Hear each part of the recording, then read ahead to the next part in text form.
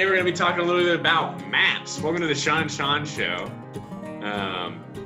This week's challenge, if you saw the video, is a walking or running challenge.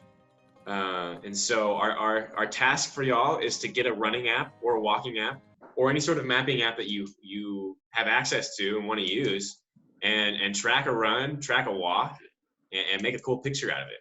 So that's our challenge.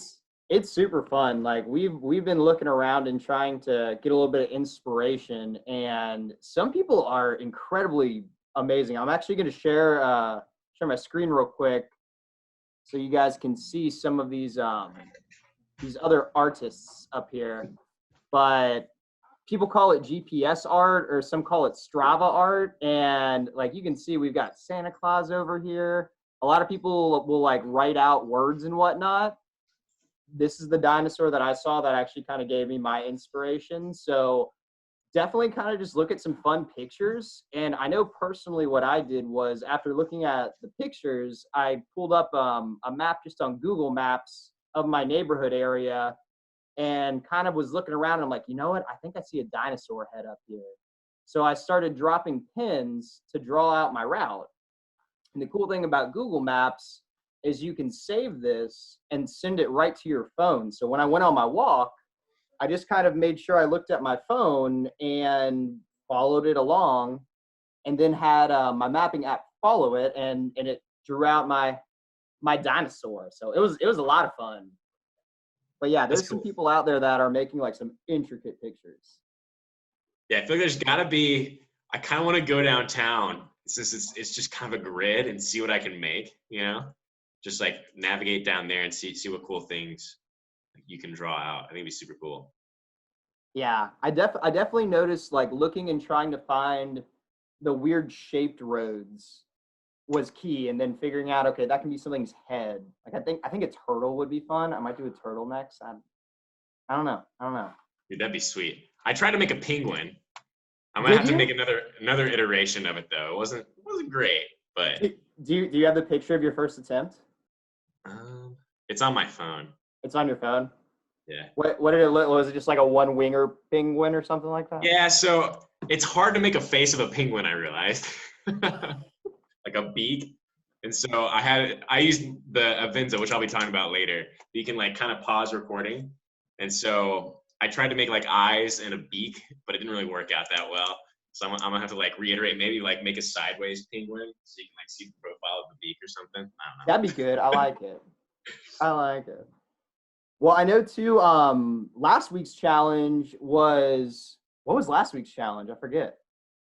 Last week's challenge was glamping, right? Glamping. It was glamping. Yay, everyone's paying attention. So our glamping challenge last week was a freaking blast. I thoroughly enjoyed bringing all of my toys out, and it was nice because I got to air my tent out. I definitely realized I think I put it away like a little damp last time. So yeah. That was a good thing. Just having an excuse to do that. Kate, I see your facial expression. That damp tent smell. Yeah, it's phenomenal. And that you did it inside. That was. I had a fan on, and I will say our dog Charlie, he just got a bath this last weekend. So the smell of the tent versus Charlie, it was a kind of a 1-2 punch. And now that it's put away and he's got a bath, our house smells really good now. It's nice. Yeah, but we had a bunch of people submit pictures and gave it to y'all to vote on Monday. And Jason, do you have our winners? Yep, right up here. Our winners were number 2. Ooh, and I think that was JC Bargo submitted that one. She actually, I think, had 2 or 3 pictures in it, and that was super freaking cool. Like, that fire shot was awesome. That's a cool fire. This is gorgeous. Big. And the other winner is number 4. Oh, man, that looks like Miss Megan Leeds 11. Nicely done, Megan. Well done, Megan. Oh, yeah. Her plant was in that one as well. She's a big fan of her plant. I believe it has its own Instagram page. Oh, yeah. So I guess it made a cameo on that one. I'll just scroll through the other ones here. And congratulations to all the winners. The first and second place, you'll be getting our sweet Campus Rec pint glass and our Find What Moves You buff. So, golf clap. Well played. Now, and speaking of seltzer waters and pint glasses, Sean, what do we have today? This week we have Polar seltzer water. It's pomegranate. You guys see that? Ooh. I will say pomegranate's one of my favorite flavors. I'm pretty excited for this one. I like this one a lot too. You're actually you're the first person that like introduced it to me back over the summer, I think. Yeah. Yeah, I love it. It's a perfect summer drink. It's like super refreshing. It's not too. I smell notes, a rich, full-bodied, almost fruity. You gotta smell it when you pour. Isn't that what you do with wine, right? I've seen people do like one nostril and then another, and apparently it's different. I don't know. I think I breathed in a piece of bubble. It was totally worth it. But yeah. Well, yeah, no, I like the pomegranate flavor. I think I have to give pomegranate 5 out of 5. I think it's my favorite one so far. I'm gonna have to give it 4 out of 5 because I still love the lemon. The lemon? The basic lemon, you know. I hear that. My favorite. Lemon. Lemon. Well, cool. Good deal. What, Jason? Have you heard anything? Any rumor on some like ridiculous seltzer water stickers? Have you come up with any ideas lately? Yeah, we might have one in the works. Yeah. Yeah. Okay. So maybe stay tuned, and something might pop up. You know. Good to know. Yeah. That would be awesome. Well, good deal. So, our going off of our mapping challenge this week, and once again making that map with your favorite mapping app is the idea. And once you get a screenshot and put it up on our Instagram page, or excuse me, just post it on Instagram, but use the hashtag FSU Outdoor Challenge. And we also realized I think you need to follow Outdoors S FSU so we can actually see it come up, and then you can be entered into the contest. So definitely take some screenshots once you get these cool drawings down. We're really pumped to see kind of what comes up. And speaking of these apps, we have a few different ones that we specifically want to talk about today. And we also want to talk about what your favorite mapping apps are. So I think we made a poll actually ahead of time. If I'm not mistaken, we want to know what your favorite mapping apps are. We kind of put on there some of the top ones that we could think of, but we also want to know what you like. So if you could go ahead and vote on that, we're going to be talking about our favorite ones for the next little bit, and then at the end we'll take a peek and we'll see what y'all are fans of. So cool. I'll go ahead and start. I'm going to talk about an app called All Trails. So All Trails is super cool, especially if you're planning on maybe not necessarily staying on roads. They have different maps of trail systems everywhere from BLM land, state forests, parks, even wildlife management areas. They're kind of everywhere. And I'm going to quickly show you a little bit of what it looks like.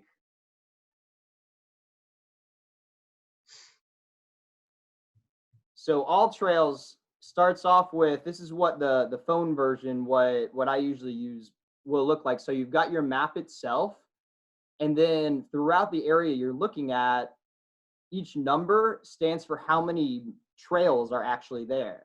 So once it gets zoomed in, you'll see like there's actually 25 trails in this small area. And then it also does a very good job of having reviews on what each trail looks like.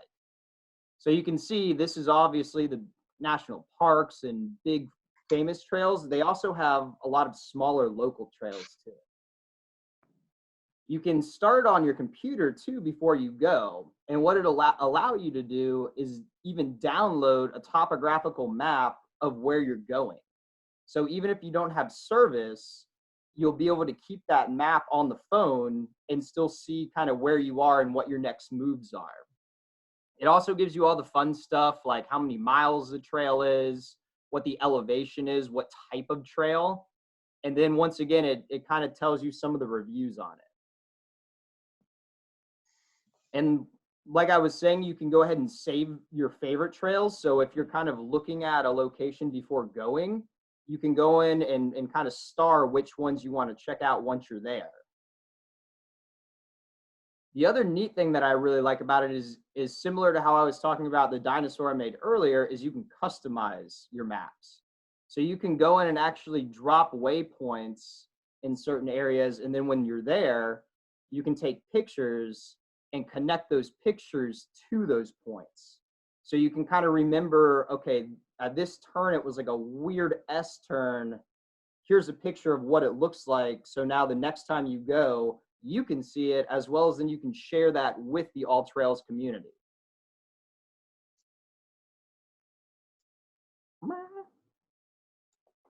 And this is kind of neat. When you're out there, it'll actually have you, if you decide to use it like this, kind of like when you're driving in the car, you can follow along with it. So it'll tell you where you are on the trail, and you can kind of see when your turn comes up.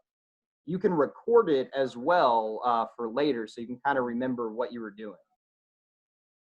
So this is All Trails as a whole, but I want to kind of show y'all a little bit of what Tallahassee's looks like too. So we're looking at like maybe some national parks and stuff a little bit earlier, but you can see all around the Tallahassee area, there's points that people have put these trails up. The other neat thing is, even the ones that aren't necessarily reviewed, like these ones on the left side, there's additional trails too. So I'm actually going to zoom in over by the res. So here's the res. I miss you, res. It's a bummer not to go there right now. But our Lake Bradford, we actually have trails that are just off the backside of it. So if you go just past the res and then down Longleaf Road, it dead ends to a trailhead. And you can see this actually kind of marks out where those trails are that runs all along Lake Bradford. So even though it's not necessarily reviewed, it shows it on the map. You can kind of explore that way. If we do pick one of these that has been reviewed, it gives you a little bit more detail. It gives you the mileages. It kind of gives you the loop to do, as well as it gives you different reviews, and it gives you the date. So if you're looking at a place that you know seasonally it might not be good, or you're like, dang, I wonder if that area is still snow-packed right now and if I can get through it, people who have already tried it can write on here, oh dang, there's still snow there, or there was a rock fall on this part, you need to go around it. So you can get pretty up-to-date information about it, which is very, very cool. So yeah, All Trails, I'm definitely a fan of it. I use it a lot when I go out, whether it be biking, paddling, running, and there's some good stuff on there. Nice. Yeah. I'll definitely say too, I haven't in the past, I haven't messed with All Trails a whole lot until just a couple days ago I started messing around with it. It's super user friendly too. Like it can be kind of self-explanatory. And it's super neat. It's a really cool app. Agree. It's definitely worth just kind of getting on and plugging away and exploring it, and you kind of you can figure out how it works very, very quickly and well. For sure. And then I think we have Jordan. Jordan's going to talk to us a little bit about Garmin and that mapping program. Jordan, why don't you introduce yourself too? Yeah. I'm Jordan. My name is not Sean, but I try to help out when I can. Anyway, I'm a fan of Garmin. I don't think I've gotten into everything that it can do yet, just because I'm finding new stuff. I was actually wasting time for a half hour before this, just looking at new stuff that I've had a watch for 6 months and I'm still learning new things. But some of the cool stuff that I like about it recently is that Garmin Connect is like the social aspect of it, where you can create an account and record your activities and things like that. And Garmin Connect users can put routes in any town that they live in, and then that becomes kind of social domain. So if I were to travel, I recently went to North Carolina to do some master planning visits for stuff that we're doing for the res in the future. I can say I'm in Asheville and I want to do a 5-mile run because that's all I have time for right now. I can log into Garmin Connect or log into the Garmin app, find one, load it to my watch on a wearable, and take off. And it gives me a map on my watch and tells me where to turn to get my 5-mile run. And if that's what I decide to do. Some of the other cool things I just found about it today, though, is even on some of these routes. So there's a difference in a course, which is like running a route.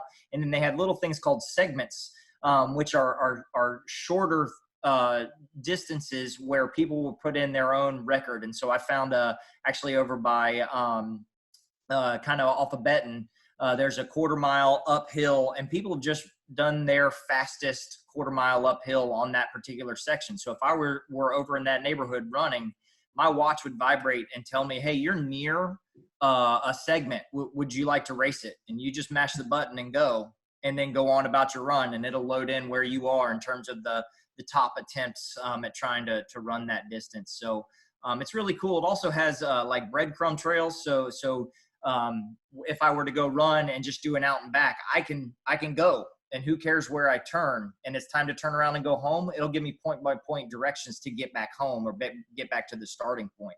So there's a lot of cool stuff within Garmin. I had one a long time ago when they were kind of at the just starting the watches, for runners and things like that, and then got out of shape and went to a different product that I had for several years, and have recently gotten back on the Garmin kick, and I'm finding stuff every day that I like about the watch. They make dozens of different varieties of actual watch, but they all can talk to that Garmin Connect spot where you can download maps and routes to your wearable to then take off and go. Cool.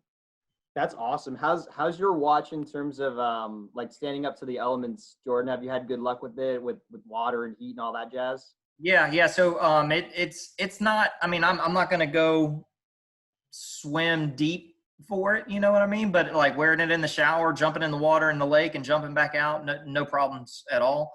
It's pretty durable. So the one I have has like a sapphire glass like top, so it's scratch resistant. There's different models for all that. They also have interchangeable bands that, from my experience with previous watches, are way easier to get on and off. But they stay on. They don't just fall off. That kind of thing. So it's been pretty durable. I have a friend of mine that I do some workouts with and some distance with, and he's the one that recommended this particular model because he had like the step down, the last year's version of it. And he's had it for a year and a half and does Spartan, Bone Frog, all of the mega obstacle courses, wears it for all of them, and it's still ticking with no problems at all. Very cool to hear. That's cool. Yeah. Cool. Well, mine is a little bit, so I'm going to talk a little bit about something called Avenza maps. And Avenza is what I used. It's a little bit more used for data collection, which could be kind of cool. But I used it for some field work that I did for the Forest Service in the past. So let me share my screen, kind of show you guys how it works. It's very similar to all these other apps. It's a little less user-friendly though, but definitely like if you get the opportunity to work with it and figure it out, you can do some really neat things and find really, really cool ways to get data. But for people who may be watching, who are interested in or maybe have field work coming up, I think Avenza Maps is an excellent way to collect data where you don't have to use like any sort of super expensive data collection unit tool. You can just use your phone. So a lot of ways that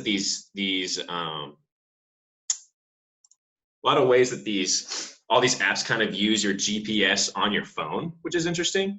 So you can pretty much have a lot of maps up and download maps with AllTrails, with Garmin, and with Avenza. They use the GPS in your phone, so you don't have to have internet access or service. And so, for instance, so here I am. This is the Avenza Maps website. So you just download the app. There's a free version, which is the version I've been playing around with lately. And a lot of the features are you can use with the free version. Something that you use or you can use without the free version, which is why it's so good with collecting data, is you can do something called place mark averaging. And just to like explain this really quickly, place mark averaging is where so your GPS isn't completely accurate when it's over top of you. You might be more than 20 meters away from where you think you are. But if you want to collect data and you want to collect hard data and know exactly where your points are at, you can use place mark averaging on your GPS. And basically it just takes like a handful of points of where it thinks you're at, and it averages it all together to kind of make it seem like, okay, on average, this is about as close as we can say geographically where you're at or where you dropped your pin. So it's really interesting. But anyways, here you can see that you can download a bunch of maps just for where you're at. And so I'm in Tallahassee, and I have a Florida State map here. So I could download this map, and it'll go straight to my app, and I can have a map of campus that I can literally just pull up my Avenza maps, pull up what map I want to see, and it'll have my location on campus here. So there's a bunch of different maps that you can use. But a lot of the cool features that it does have, it's similarly, it can track your location. You can sort of mark where you're going. It'll track your trails. You can put them on different points. You can stop tracking and restart it. So you can make some really cool pictures with it. And you can also take averages, which is also, again, nerdy, but neat if you're needing to collect data at some point. So yeah, so that's Avenza Maps. How do I stop sharing? There we go. Awesome. And I know we put out a poll in the beginning. Sean, are you able, or Jason, to stop the poll, and we'll see what people said their favorite ones are? Yeah, I can share the results now. Awesome. So it definitely looks like all trails, and we have quite a few others. What are some of the others that people have mentioned? Do any of y'all have different apps that you use out there? We want to know about them.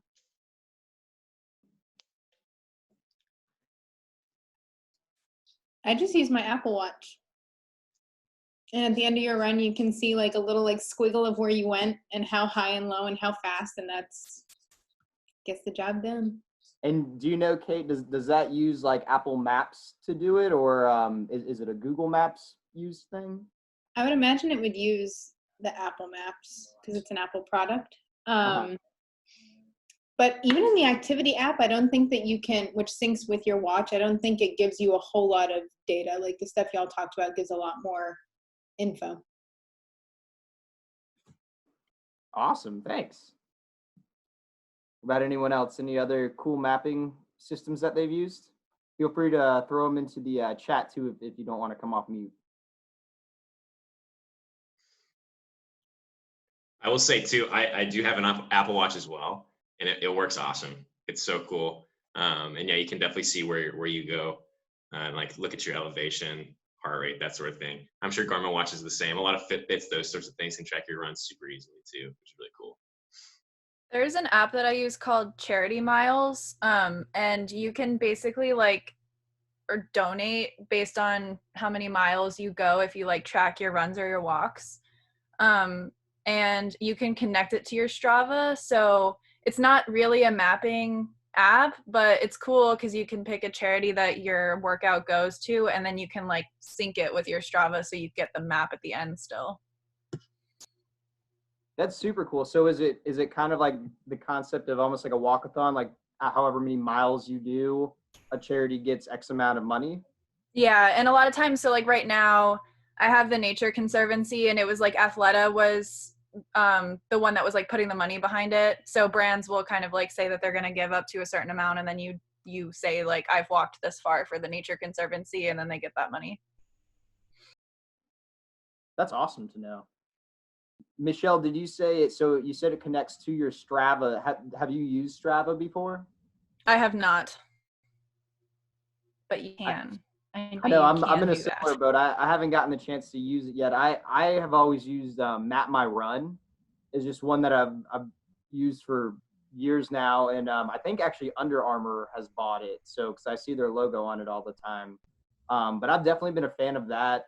I like to run with my phone. I know that bugs some people, but I like to just hold it, and that's kind of the only thing I take with me, and it helps track, obviously, with the GPS of the phone.